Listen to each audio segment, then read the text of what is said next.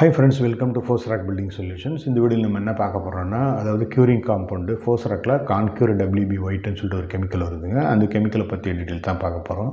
இந்த கெமிக்கல் எதுக்கு யூஸ் ஆகுது அப்படின்னா, சீலிங்கில் நம்ம பிளாஸ்டிங் பண்ணிடுறோம், இல்லை பீமில் டேமேஜ் ஆன இடத்துல பிளாஸ்டிங் பண்ணுறோம், இல்லை பிரிக் வாலில் பிளாஸ்டிங் பண்ணுறோம், பீமில் பிளாஸ்டிங் பண்ணுறோம், காலத்தில் பிளாஸ்டிங் பண்ணுறோம். இந்த மாதிரி பிளாஸ்டிங் பண்ணிட்ட பிறகு நம்ம வந்து ஒரு வாரம் இல்லை 10 நாளைக்கு வந்து டெய்லி 3 வேளை இல்லை 2 வேளை தண்ணி ஊற்றணும். அப்போ தான் வந்து அது கிராக் ஃபார்ம் ஆகாமல் இருக்கும். நிறைய பேர் வந்து என்ன பண்ணிடுறாங்க, கொத்தனாருங்க மேஸ்திரிங்கெல்லாம் பிளாஸ்டிங் பண்ணி விட்டுட்டு இந்த வீட்டுக்காரங்களாம் நம்ம தண்ணி ஊற்ற சொல்லிட்டு போயிடுறாங்க. ஆனால் வீட்டில் இருக்கவங்க வந்து ரெகுலராக அவங்களால தண்ணி ஊற்ற முடியாது.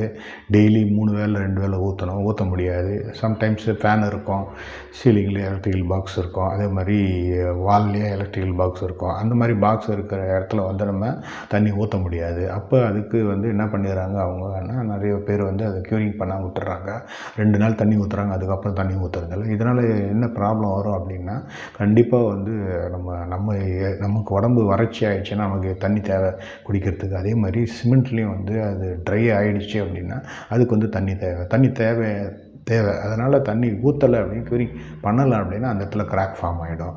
அதனால் அதுக்கு வந்து நம்மளால் தண்ணி ஊற்ற முடியாதுன்றதுக்காக இங்கே Fosrockல கான்க்யூர் WB ஒயிட்டு க்யூரிங் காம்பவுண்டுன்ட்டு ஒரு கெமிக்கல் வருதுங்க. அது 20 லிட்டர் பேக்கெட்டில் தான் வருது.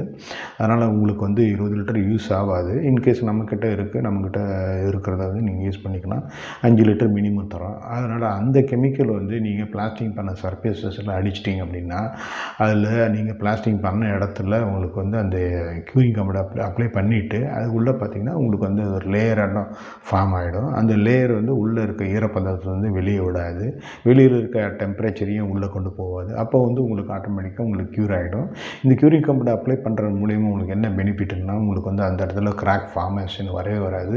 சீலிங்லேயே இருக்கட்டும் சரி, அதே மாதிரி வால்லையாக இருக்கட்டும் சரி, அதே மாதிரி பீமில் இருக்கட்டும் சரி, எந்த இடத்துலையுமா இருந்தாலும் உங்களுக்கு வந்து டேமேஜ் ஆகிடுச்ச இடத்துல பிளாஸ்டிங் பண்ணுறீங்க, இந்த க்யூரிங் காம்பவுண்ட் அப்ளை பண்ணிட்டீங்கன்னா உங்களுக்கு அந்த இடத்துல கிராக்கே வராது.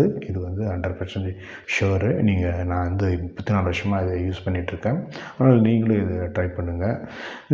இந்த வீடியோ பிடிச்சிருந்ததுன்னா லைக் பண்ணுங்கள், ஷேர் பண்ணுங்கள், கமெண்ட் பண்ணுங்கள், சப்ஸ்கிரைப் பண்ணுங்கள், பெல் ஐக்கான் கிளிக் பண்ணுங்கள். அப்போ தான் உங்களுக்கு வந்து நாங்கள் போடுற வீடியோ வந்து ரெகுலராக கிடைக்கும். நன்றி, வணக்கம்.